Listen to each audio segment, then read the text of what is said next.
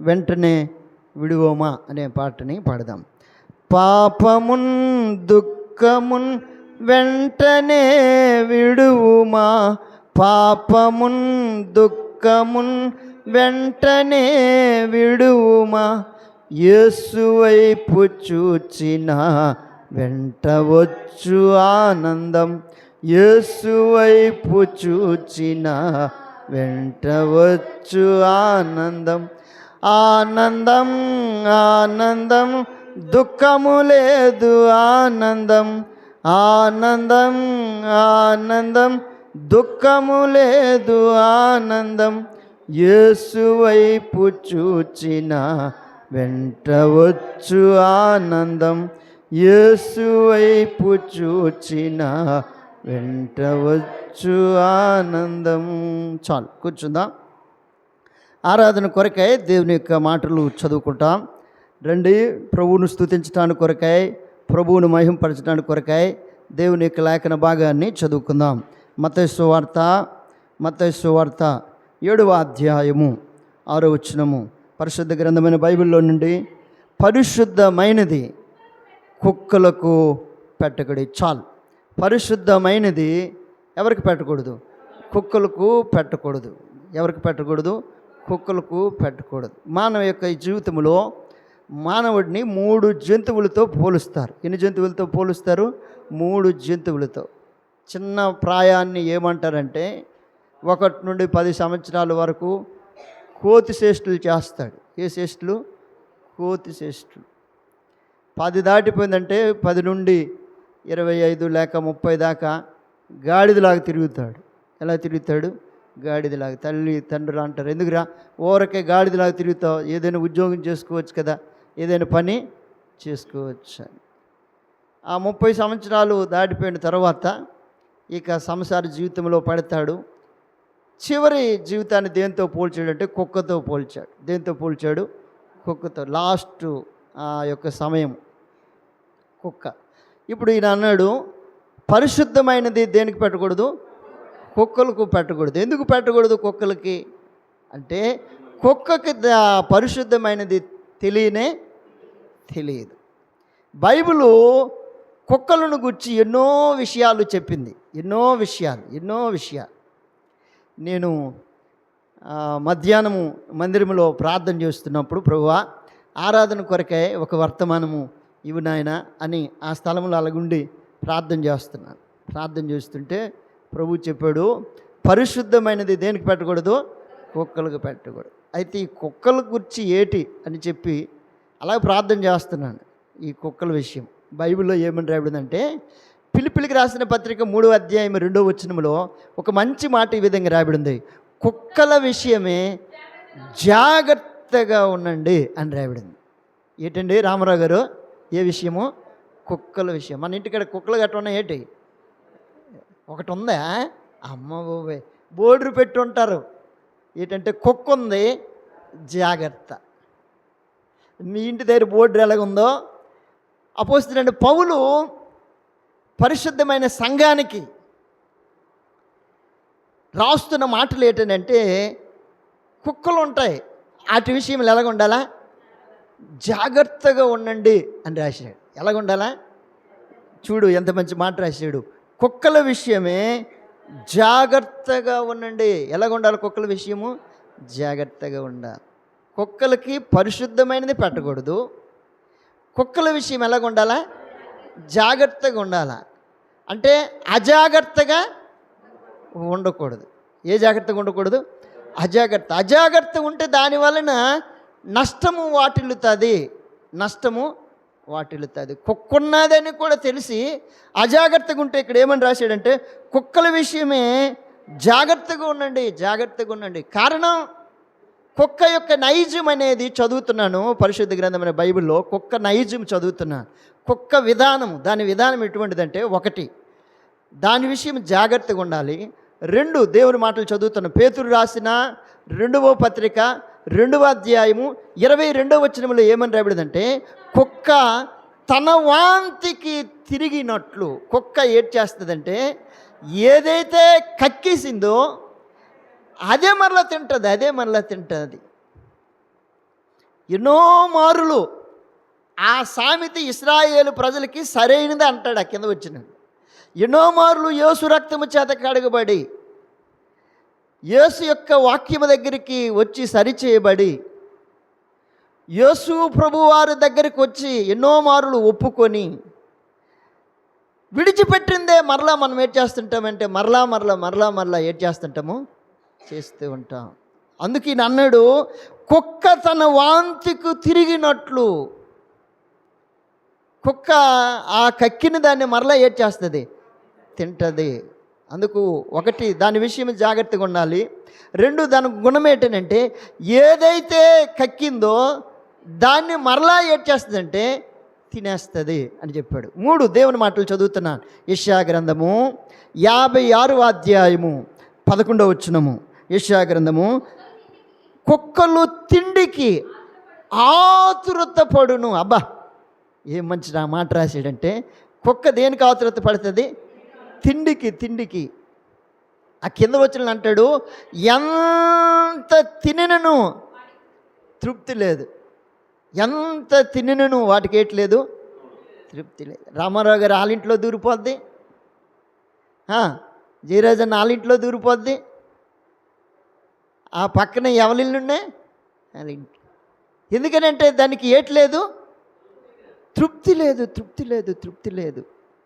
అందుకన్నాడు, కుక్క ఎంత తినను దానికి ఏట్లేదట, తృప్తి లేదు. ఈ సందర్భంలో రాస్తూ అంటాడు ఆ కింద వచనంలో, ఈ కాపరులు అట్టివారై ఉన్నారు అన్నాడు. ఈ కాపరులు ఎటువంటి వారు? అట్టివారై ఉన్నారు అన్నాడు. ఒకటి, దాని విషయంలో జాగ్రత్తగా ఉండాలి. దాని దగ్గర ఏటి ఉంచకూడదు?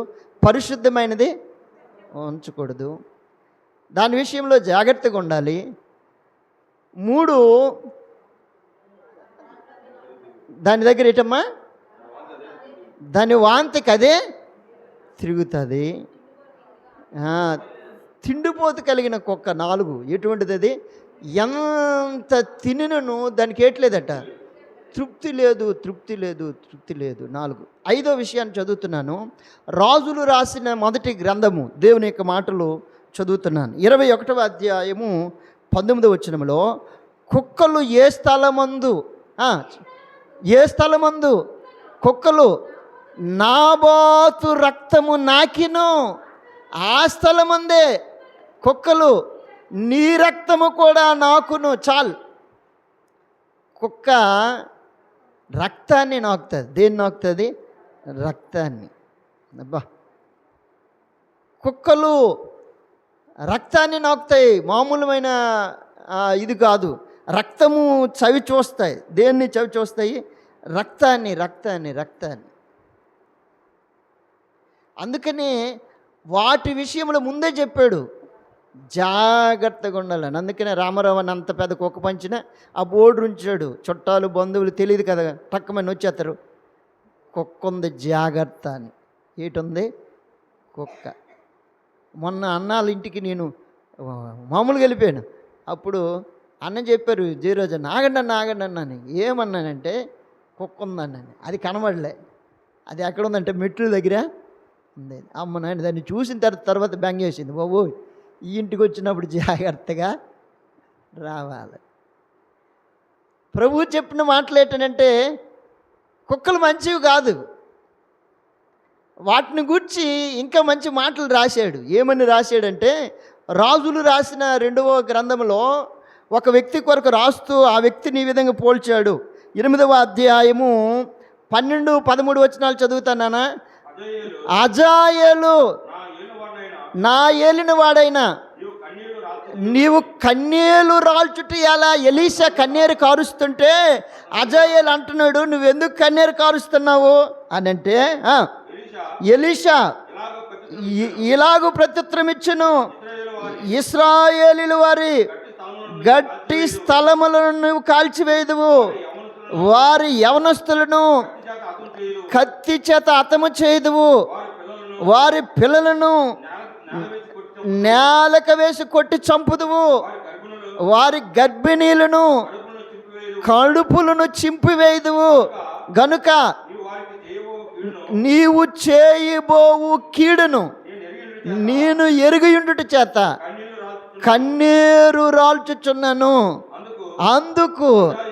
అందుకు అజాయేలు ఈ విధంగా జవాబిచ్చాడు, నేను ఎటువంటి వాడును?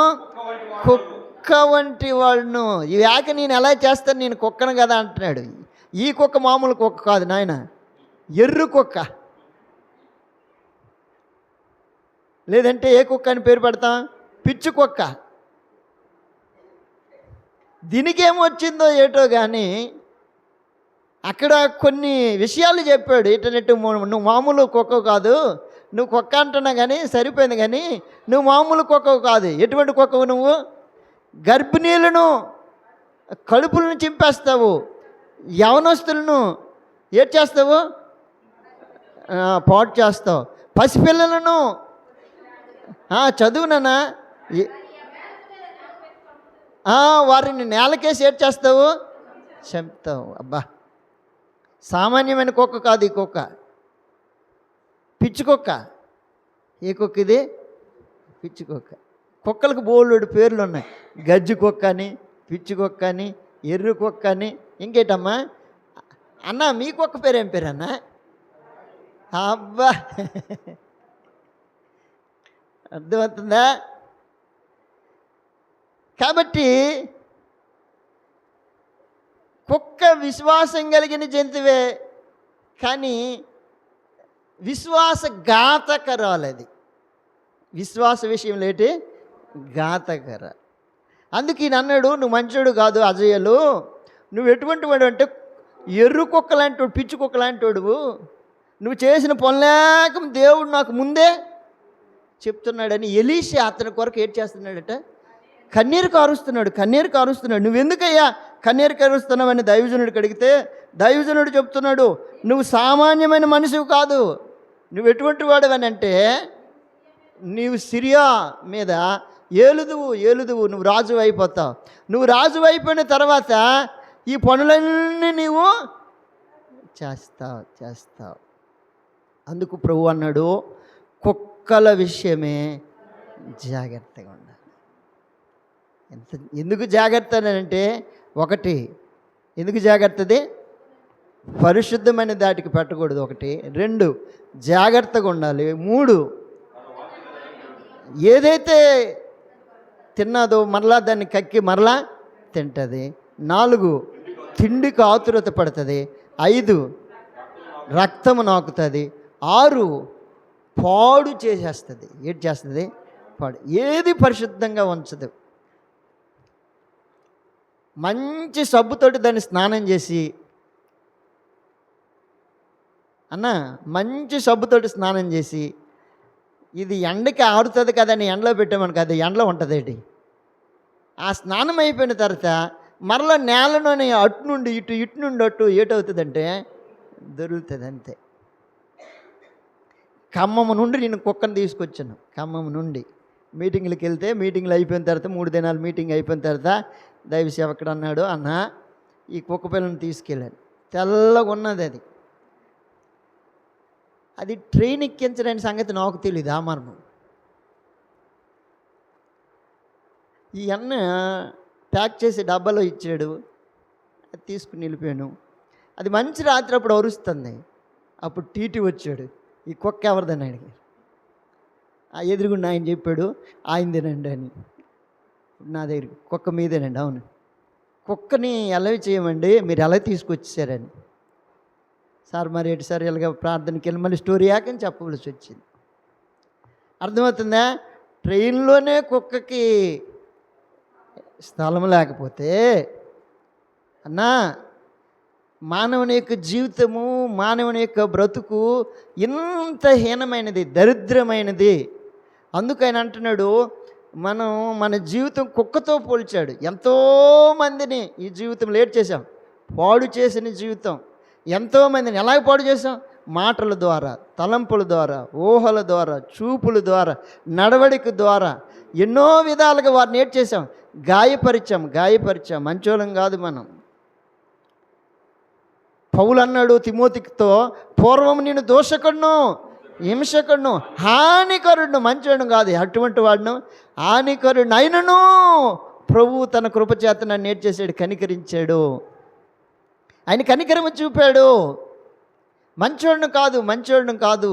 అందుకే ఈయన అంటున్నాడు, నా జీవితము ఎటువంటిదని అంటే, అజయ్యలు అంటున్నాడు, నేను కుక్క వంటి వాడిని కదా అని అంటే, నువ్వు మామూలు కుక్క కాదు నాయన. ఎటువంటి కుక్కవు? పిచ్చి కుక్క, సామాన్య కుక్క కాదు.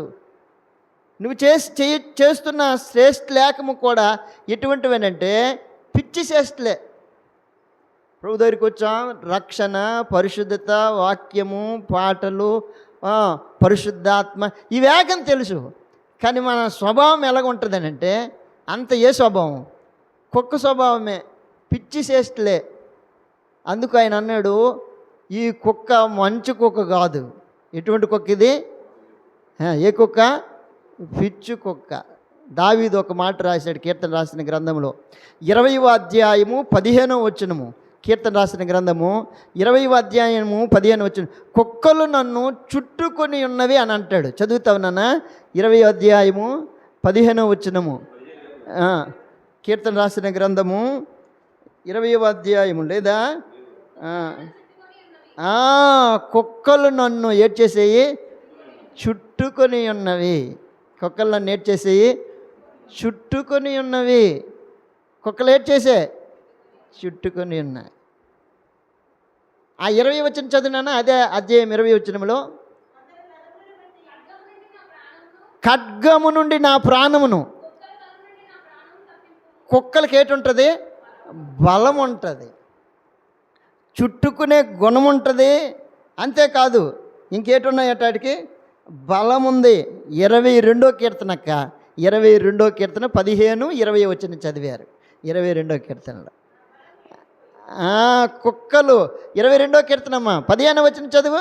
కుక్కలు నన్ను ఏడ్చేసే చుట్టి. అక్క కుక్కలేకం చుట్టుకొని అనుకో, తప్పించుకోగలుగుతాం ఏంటి? కుక్కలు చుట్టాయి అంటే ఏటి తీసేస్తాయి? మనిషి ప్రాణం తీసేది. దానికి ప్రాణము విలువ తెలియదు. ఎవరికి?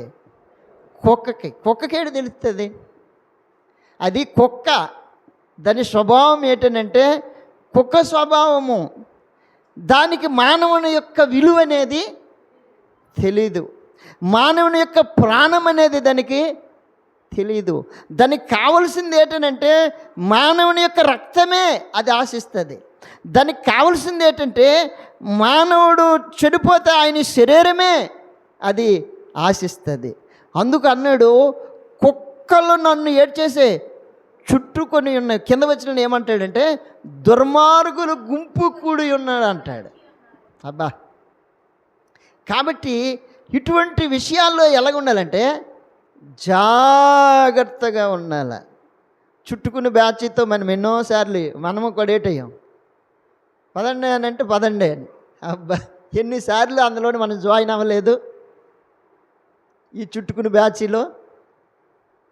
అంతేకాదు 20 వచనంలో ఏమంటున్నాడంటే 20 వచనంలో ఏంటన్నా, కుక్కలకి ఏటుంటాయి? బలం ఉంటుంది. చీ అంటే అది వెళ్ళిపోద్దని అనుకుంటాం మనం. అటు నుండి ఇటు మళ్ళీ ఏం చేస్తుందంటే కలబడుతుంది. ఏం చేస్తుంది? కలబడుతుంది. అది బలము కలిగినది.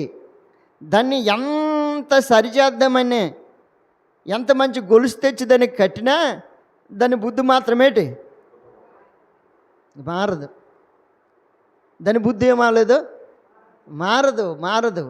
ఇటువంటి కుక్కలకి పరలోకం తీసుకెళ్ళిపోతే ఏడు చేస్తాయి అంటాం. అందరికీ కరిచేస్తాయేమో. పెంచే కుక్కకు ఒక ఇంజెక్షన్ వేయాల అక్క, పిసికెళ్ళక్క, అంతే కదక్క. అది ఎందుకు దానికి ఇంజెక్షన్ వేయాలంటే దానికి ఒక వ్యాధి ఉంటుంది. ఆ వ్యాధి అనేది మనకు మరలా రాకూడదని దానికి ఏం చేస్తారంటే ఇంజెక్షన్. అలాగే ఎన్నిసార్లు చేయాలక్క? మొదటిసారి ఒక 2-3 నెలల్లోని ఒకసారి చేయాలా, మరలా 1 సంవత్సరం పోయిన తర్వాత మరలా చేయాలా, మరలా దానికి మధ్యలోని మరలా ఇంజెక్షన్ చేయాలి. దీనికే ఇంత జాగ్రత్తగా తీసుకోవాలని అంటే ఊర్లోని వదిలేసిన కుక్కల బోళ్ళు ఉన్నాయి కదా, వాటినేమంటాము? ఊర కుక్కలు.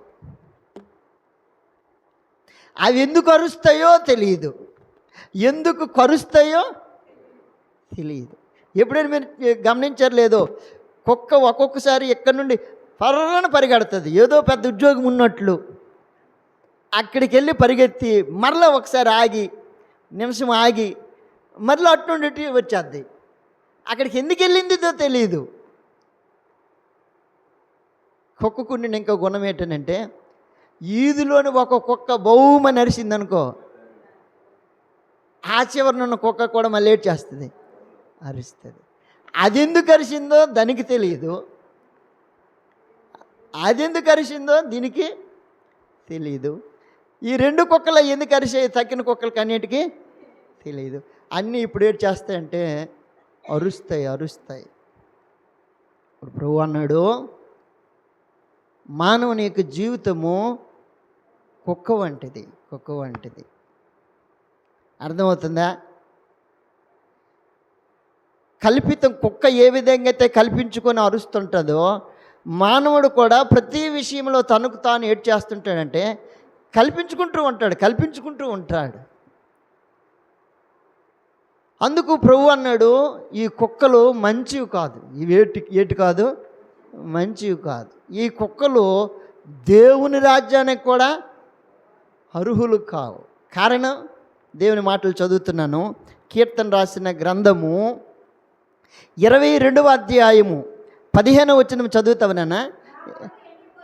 నా బలము ఎండిపోయి ఆయన. కీర్తన అక్క, ప్రకటన గ్రంథం 22:15 చదవండి అక్క. ప్రకటన 22:15.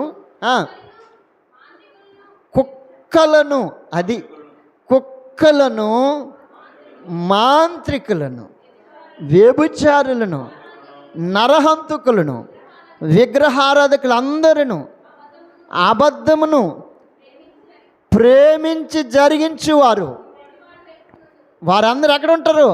వెలుపల. కుక్కలన్నీ ఎక్కడికి వెళ్ళిపోతాయి? వెలుపలకి. కుక్కలన్నీ ఎక్కడన్నా వెలుపల. రామారావు అన్న వాళ్ళ కుక్కకి నెలకి ఎంత ఖర్చు అవుతుందో మనకు తెలియదు, కానీ ఇంకా కుక్కల కొరకు ఖర్చు పెట్టినట్టు బోల్డ్ మంది ఉన్నారు. వాటికి వేల లక్షల రూపాయలు హెచ్చిస్తారు. దేనికి? కుక్కలకి. విశాఖపట్నంలోని ఒక అక్కలు ఉన్నారు. ఆ కుక్క చనిపోసరికల్లా ఈ అక్క బెంగ పెట్టుకుని ఈ అక్క చనిపో అంటే దానివల్ల, ఎందుకనంటే ఆ కుక్కతో వీళ్ళు ఏమైపోయారంటే కలిసిపోయారు, మిళితమైపోయారు. అది లేకపోయేసరికి అది మన ఇంట్లో ఒక మనిషి లాంటిది. అది మన ఇంట్లో ఏంటంటే రామారావు గారు, మనిషి లాంటిది. ఉదయాన్నే లేచి అడుగుతుంటారు కదా, ప్రభావతమ్మా నేను వెళ్ళిపోతాను డ్యూటీకి, దానికి మాత్రం 2 ఇడ్లీ పెట్టి అమ్మ. దేనికి? కుక్కకి. అది డ్యూటీ నుండి మీరు వచ్చేసరికల్లా అక్కని మీకు ఎదురుగా రాదు, కానీ దాన్ని గొలుసు వదిలేస్తే మాత్రం పాలమని వచ్చి సెట్ చేస్తుందంటే మనిషి మీద పడిపోద్ది. ప్రభు అన్నాడు, ఆత్మీయమైన జీవితంలో మానవ యొక్క జీవితము కుక్క వంటిది. ఏదైతే తాను విడిచిపెట్టాడో దానికి మరలా ఏమవుతుంటాడు మానవుడు? అలవాటు పడిపోతాడు అని చెప్పాడు. అంతేకాదు, మానవుని యొక్క జీవితం ఎటువంటిదని అంటే, కుక్క రక్తమునకు నాకినట్లు మనుషుడు దేనికి పరిగెడుతున్నాడు? పాపానికి పరిగెడుతున్నాడు. రక్తము పాపానికి సాదృశ్యం. యెషయా గ్రంథము 1వ అధ్యాయంలోని యెషయా గ్రంథకర్త ఈ విధంగా చెప్పాడు. యెషయా గ్రంథము 1వ అధ్యాయము 15వ వచనం చదువుతానా? మిమ్మల్ని చూడక నా కన్నులు కప్పుకుందును, మీరు బహుగా ప్రార్థన చేసినను నేను వినను. మీ చేతులు దేనితో ఉన్నాయి? రక్తముతో నిండి ఉన్నాయి. దేనితో నిండి ఉన్నాయి? రక్తముతో, అనగా పాపముతో నిండుకొని ఉన్నవి. 18వ వచనం చదువుతావునా? 18వ వచనము. యెహోవా ఈ మాట సెలవిచ్చుచున్నాడు, రండి మనం వివాదము తీర్చుకుందాము, మీ పాపములు రక్తము వలె ఎర్రనవైనను అవి ఎలా చేస్తాను, హేమము వలె తెల్లగా చేస్తాను అన్నాడు. కాబట్టి కుక్కర్ దేనికి అలవాటు పడింది? రక్తానికి. కాబట్టి మానవులమైన మన జీవితంలో ఎన్నో మార్లు దేనికి అలవాటు పడ్డామంటే పాపానికి అలవాటు పడినట్టు వారు. పాపము వల్ల వచ్చే జీతం ఏంటంటే మరణము. అలాగా పాపములో ఉండి మనము చనిపోతే ఎక్కడికి వెళ్ళిపోతాం? నిత్య నరకానికి వెళ్ళిపోతాం. రోమిలికి రాసిన పత్రిక 6వ అధ్యాయం 23వ వచనంలో ఆయన అన్నాడు, యాలనగా పాపం వల్ల వచ్చి జీతము మరణము. ఆ పాపము నుండి విడిపించడానికి కొరకై, ఆ అపరాధం నుండి విడిపించడానికి కొరకై, ఆ కుక్క వంటి జీవితం నుండి విడుదల చేయటానికి కొరకై జగద్రక్షకుడు దేవాతి దేవుడైన యేసు ప్రభు వారు గత 2025 సంవత్సరాల క్రితము మానవుడిగా ఈ లోకానికి వచ్చాడు. దేవుని యొక్క వాక్యము సెలవిస్తుంది. ఆ నరకము నుండి విడిపించటానికి కొరకై, ఆ పాప శాపము నుండి విడిపించటానికి కొరకై, నిత్య నరకము నుండి విడుదల చేయటానికి కొరకై ఏ పాపం ఎరగని ఆయన మన కొరకు పాపిగా ఎంచబడ్డాడు. పౌలు ఆ మాటలు చెప్తున్నాడు. కొరింథీయులకు రాసిన మొదటి పత్రిక 5వ అధ్యాయము 21వ వచనములో ఈ మాట చెప్పాడు. ఏ పాపం ఎరుగని ఆయన మన కొరకు ఏడు చేయబడ్డాడు, పాపిగా ఎంచబడ్డాడు. కొరింథీయులకు రాసిన 2వ పత్రిక 5వ అధ్యాయం 21వ వచనములో ఆయన శాపగ్రస్తుడాయను. ఏటైపోయాడట మన కొరకు? శాపగ్రస్తుడాయను. పాపం ఎరిగిన ఆయన మన కొరకు ఏమైపోయాడు? పాపిగా శాపగ్రస్తుడైపోయాడు. మన అతిక్రమముల కొరకాయ, మన దోషముల కొరకాయ, మన పాపము కొరకాయ, మన యొక్క అవిధేయత కొరకాయ, నిత్య నరకానికి వెళ్ళవలసిన మన ఆత్మని ఆ నరకం నుండి తప్పించడానికి కొరకాయ ప్రభువు మన కొరకు మరణించాడు. ఆయన తలపైన ముండ్ల కిరీటము కొట్టబడ్డాది, ఆయన చేతులపైన మేకులు కొట్టబడ్డాయి, ఆయన ప్రక్కన బలిపొడు పొడవబడ్డాది, ఆయన వీపున 1 తక్కువ 40 కొరడా దెబ్బలు కొట్టబడ్డాయి. ఆయన శరీరం నుండి నిలువెల్ల రక్తదారులు కారుకుంటూ వచ్చాయి. కారణం మన పాపము కొరకాయ. ఈ కుక్క జీవితం నుండి మానవుని యొక్క జీవితం, ఈ కుక్క జీవితం నుండి విడుదల చేయటానికి కొరకాయ, ఈ కుక్క స్వభావము నుండి విడుదల చేయటానికి కొరకాయ కుక్క వలె తిరుగుతున్న మన యొక్క జీవితాన్ని, కుక్క వలె అందరితో పాటు మనము కూడా చుట్టుకునే జీవితం. ఏటి చేసిన జీవితం? చుట్టుకునే జీవితం. మంచి జీవితం కాదు. కుక్క ఏ విధంగా అయితే బ్రతికిందో, కుక్క స్వభావం ఎటువంటిదైతే మన జీవితం కూడా సేమ్ అదే స్వభావం. దాని నుండి విడుదల చేయటానికి యేసు ప్రభువారు మన కొరకు మరణించాడు. ఆయన మరణించి తిరిగి లేచాడు. ఆయన సజీవుడైన దేవుడు, ఆయన మృతుల్లో నుండి లేచిన దేవుడు, ఆయన మరణాన్ని జయించిన దేవుడు. ఇదిగో నేను మృతుడినైతిని కానీ యుగ యుగములు సజీవుడినై ఉన్నాను అని చెప్పాడు. అంత మంచి దేవుడిని మనం కలిగి ఉన్నాం. ఆ దేవుడిని ఆరాధన చేయకుండా ఎలాగ ఉండగలుగుతాం? ఆ దేవుణ్ణి స్తుతించుకుంటూ ఏ విధంగా ఉండగలుగుతాం? ఆ దేవుణ్ణి ఘనపరచుకుంటూ ఏ విధంగా ఉండగలుగుతాం? కారణం మన యొక్క మానవులమైన మన జీవితం అనేది కుక్క వంటిది, కుక్క స్వభావం వంటిది.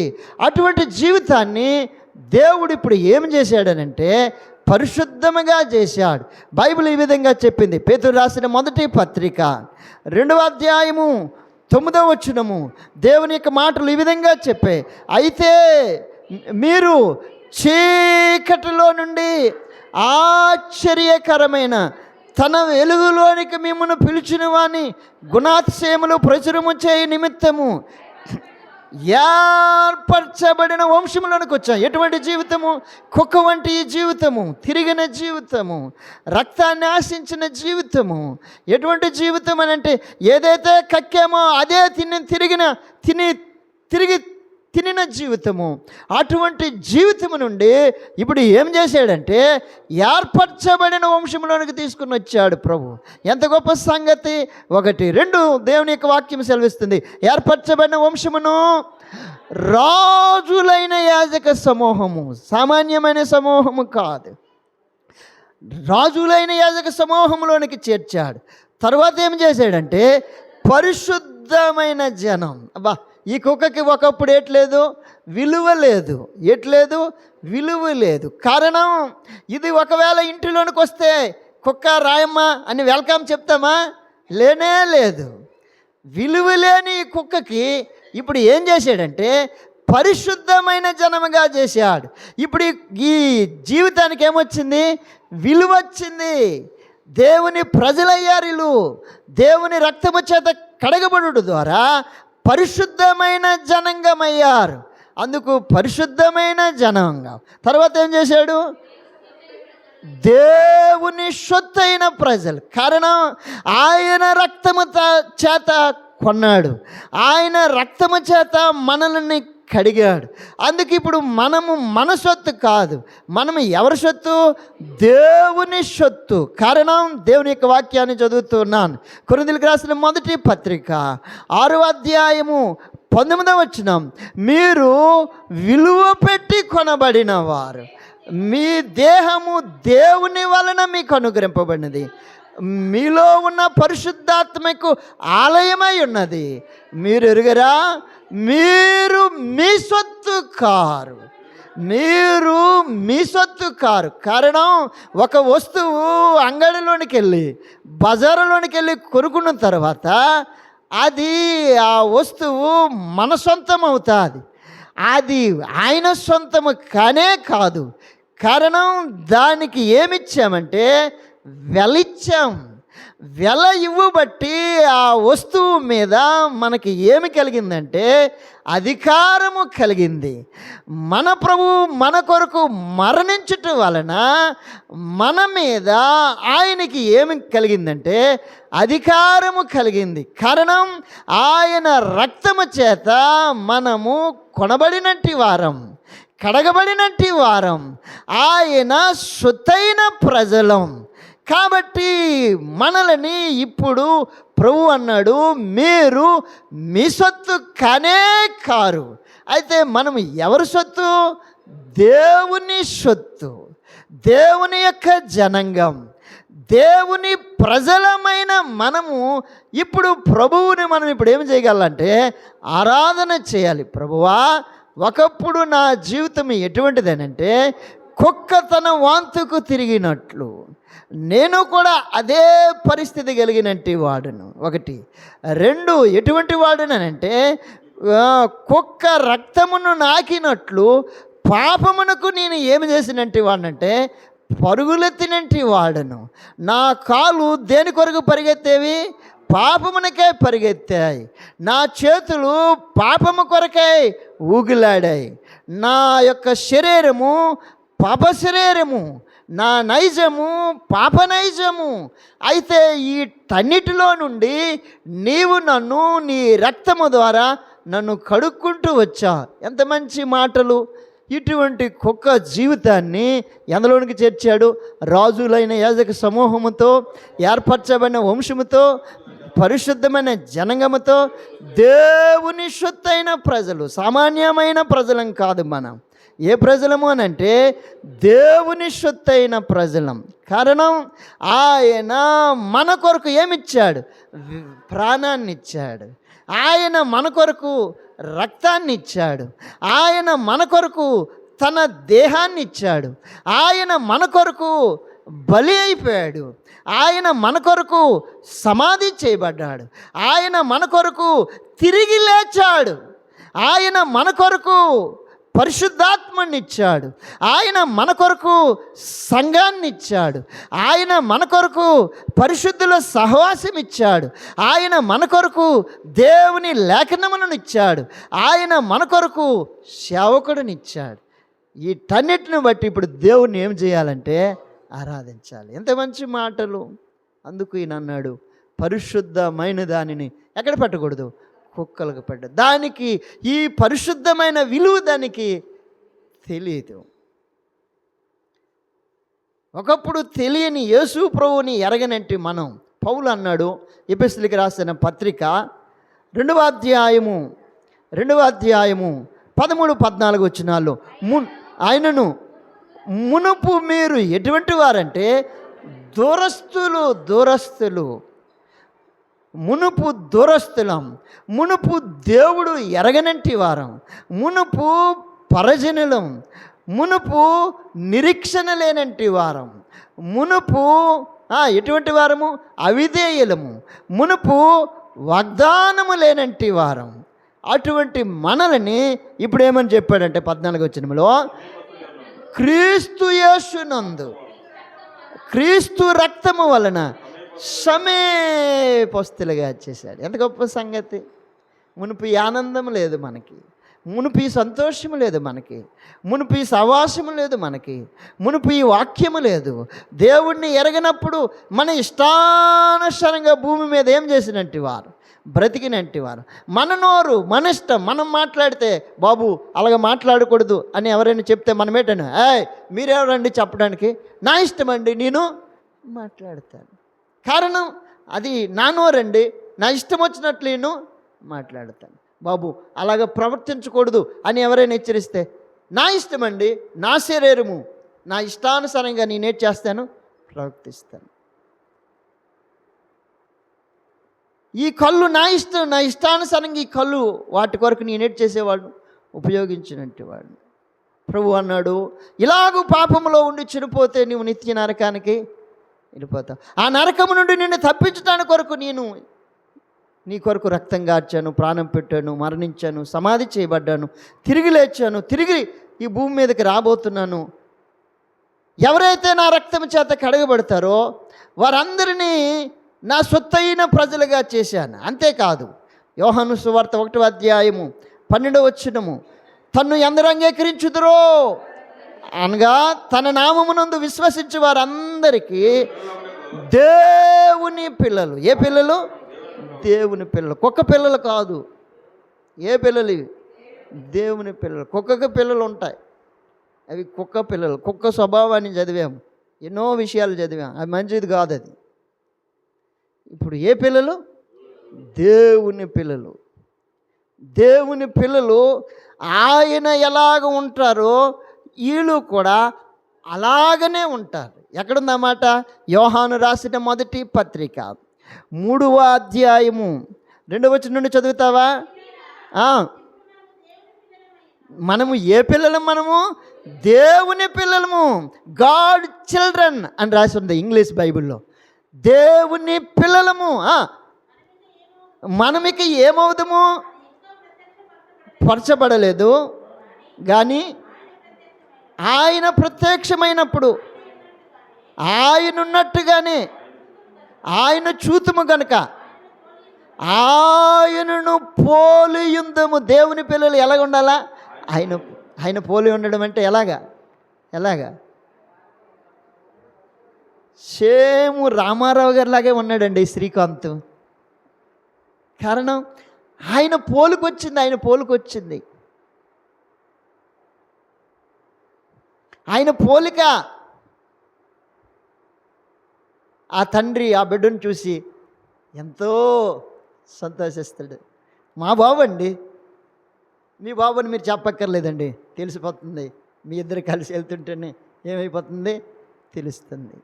అవును, అందుకు బైబిల్ చెప్తుంది, నేను ఎలాగున్నానో నా పిల్లలు కూడా అదే పోలిక. ఆయన ఏమి చేయబడ్డారు? ఆయనకి పిడిగుద్దులు గుద్దారు. ఆయన ఏటు చేయలేదు, నోరు తెరవలేదు. ఆయన కొరడాలతో కొట్టారు, అయినా సరే ఆయన నోరు తెరవలేదు. ఆయనకి సిలువేశారు, అయినా సరే ఆయన నోరు తెరవలేదు. ఆయన ప్రక్కన బల్లిపోటు పొడిచారు, అయినా నోరు తెరవలేదు. ఆయన తలపైన ముండ్ల కిరీటం కొట్టారు, అయినా సరే నోరు తెరవలేదు. ఆయన చేతుల మీద మేకులు కొట్టారు, అయినా నోరు తెరవలేదు. కారణం ఆయన మౌనుయై వధకు తేబడిన గొర్రె పిల్ల వల్ల. చాలామందికి ఇది తెలియదు. దేవుని బిడ్డలు వాళ్ళకి కొడితే మరలా తిరిగి కొడతారా? కొట్టరు. కాబట్టి అందుకని వాళ్ళకి పూర్తిగా కొట్టేది మనకు పూర్తిగా ఏం చేస్తుంటారు? కుట్టేస్తుంటారు, చంపేస్తుంటారు, నరికేస్తుంటారు, వాళ్ళ ఇష్టం వచ్చినట్లు చేస్తుంటారు. కారణం నేను దేవుని పిల్లలము, ఆయన ఏ పోలికలో ఉన్నాడో నేను అదే పోలికలో ఉన్నాను. ఆయన సారూప్యములోనికి నేనేమవుతున్నాను, మార్చబడుతూ ఉన్నాను. ఎంత మంచి మాటలు. కాబట్టి ప్రభు అన్నాడు, మునుపు మంచి వాళ్ళం కాదు, దరిద్రమైన జీవితం అది. అది ఎటువంటి జీవితం అంటే కుక్క వంటి. కుక్కకి ఎన్ని విషయాలు చదివామో అది మంచిది కానే కాదు. అటువంటి మనలని ఆశ్చర్యకరమైన తన యొక్క వెలుగులోనికి తీసుకొని వచ్చి తన పరిశుద్ధ జనాంగంతో, సొత్తైన ప్రజలతో, రాజులైన యాజక సమూహంతో, ఏర్పరచబడిన వంశముతో దేవుని పిల్లలయ్యే అధికారం దేవుడు మనకి అనుగ్రహించుకుంటూ వచ్చాడు. అందును బట్టి దేవునికి కృతజ్ఞతాస్తుతులు చెల్లించవలసినట్టు వారమై ఉన్నాం. దేవుడి మాటలు దీవించును గాక. ఆమెను మోకరించండి, ఆరాధన చేసుకుందాం.